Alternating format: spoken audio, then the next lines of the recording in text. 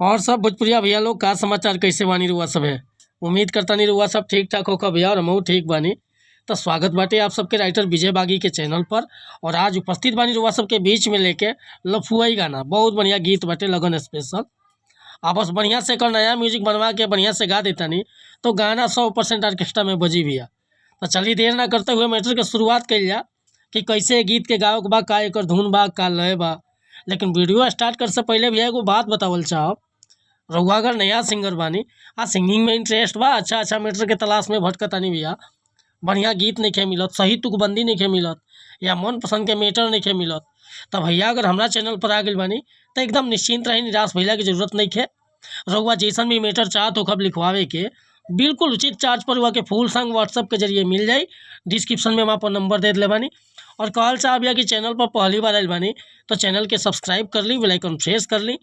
हर रोज रुआ के नया नया मैटर सुने के, देखे के और गावे के मिलत रही भैया। आज के मैटर देखी कैसे गावे के बाटे। पहले मेल के पार्ट बा। अरे बिगड़ल जिला हयाइल बारू नाचे, अब ही उमर बा काची, आ रात भर कमर डुलावे के पड़ी, जिमा तोहारे नहीं बाची। ए करे जा बिगड़ल जिला हयाइल बारू नाचे, अब ही उमर बा काची, आ रात भर कमर डुलावे के पड़ी, जिमा तोहारे नहीं बाची, मजा चिखावे पड़ी तोहके भरपूर हो। तो फिर फीमेल के पार्ट बा कि बानी यूपी बिहार मशहूर हो, आदि हम नाचे के चौकी तूर हो। तो भैया एक उठा के गावे के पड़ी फीमेल पार्ट के, और बढ़िया से गाना ही हो जाता है, म्यूजिक नया बन जाता, नया कंपोजिशन गीत हो तो गाना 100% ऑर्केस्ट्रा में रगड़ के बाजी। अगर मीटर पसंद बा, फुल गीत लिखवावे के चाहता नहीं तो बेहिचक हमारा व्हाट्सअप नंबर पर संपर्क कर सकीले। व्हाट्सअप के नंबर बा 8874473128।